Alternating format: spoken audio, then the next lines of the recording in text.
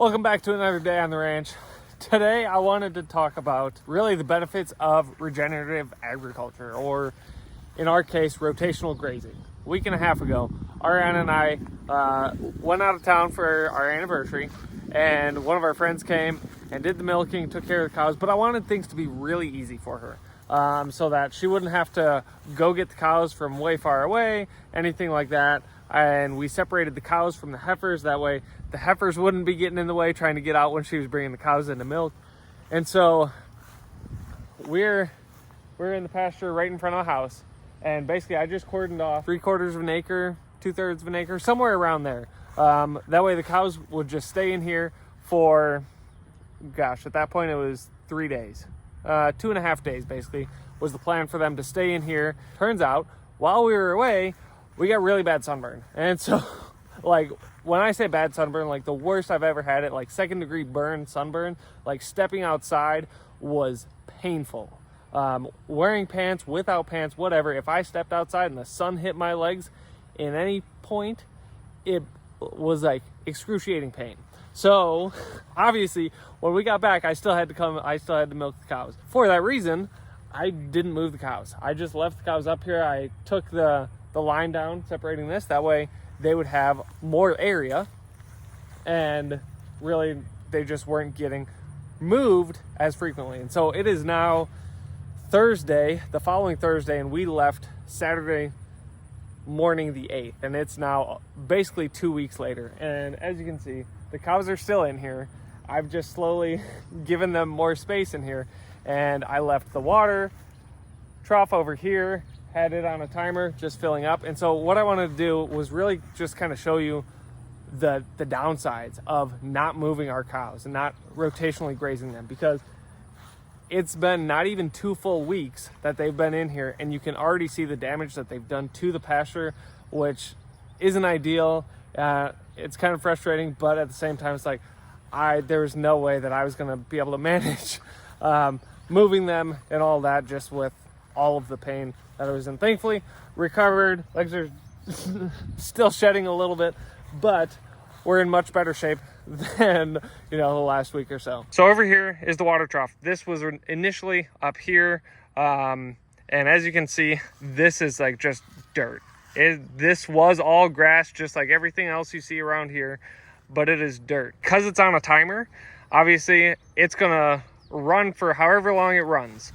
And like right now, you can see it's almost to the top, but the water will overflow at times if it's too full. And so the water overflows, the cows come, the ground is wet, they're just stomping all around. Then mid last week, I was like, we got to move the water trough. So I moved it down this way a little bit, just so it wasn't going to continue making that even worse. And so I moved it down here, and you can already see it's starting to do some of the same deal. Now, it has also been very hot the last 2 weeks, 3 weeks. And so the cows are looking for shade. And as you can see, they're just standing right there. Oh, and actually, hold up. You see, we've got a path. You can see this path walking all the way up to where they're standing, because they have just worn down this path. Just constantly going back to the water and back to the shade spot. And look at that. You can see how much damage this has done. This, again, it was grass, just like all this. And this grass is really short right here because they overgrazed it. They haven't been over there too much. So I'll go over and show kind of what this grass would look like if they weren't on it for so long. Actually, right here. This right here is a pretty good indication of what all of this would have looked like if they hadn't been in here for so long. But you can see, like, we've got exposed dirt, which is not ideal. And it's just really, they took it down almost to the roots. This right here, like I said, this is the shady spot. Right now it's over there, but midday, this is where the shade has been. And so as you can see, this is where they've spent a lot of their time, just trying to stay in the shade. And it's turned into a mud pit. We've got rain a couple of times, some pretty heavy rains too.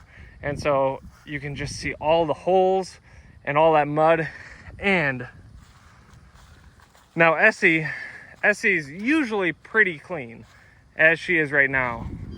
However, these two, look, you can already start to see Annie's really dirty on both sides because they've been laying in the mud and in the poop.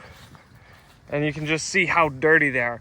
Normally, they would not get this dirty if we are rotational grazing because they don't have mud pits like that. And it's just nice grass. They may lay in a pile of poop, you know, here or there, but they never get this dirty when they are being rotationally grazed. Like I said, these are just a couple of the things that like really stand out even after only 2 weeks of being in the same, well, like in one large pasture versus being rotationally grazed like we are always doing. Also, I could have really moved them in the last couple of days, but I've been a little lazy, I guess.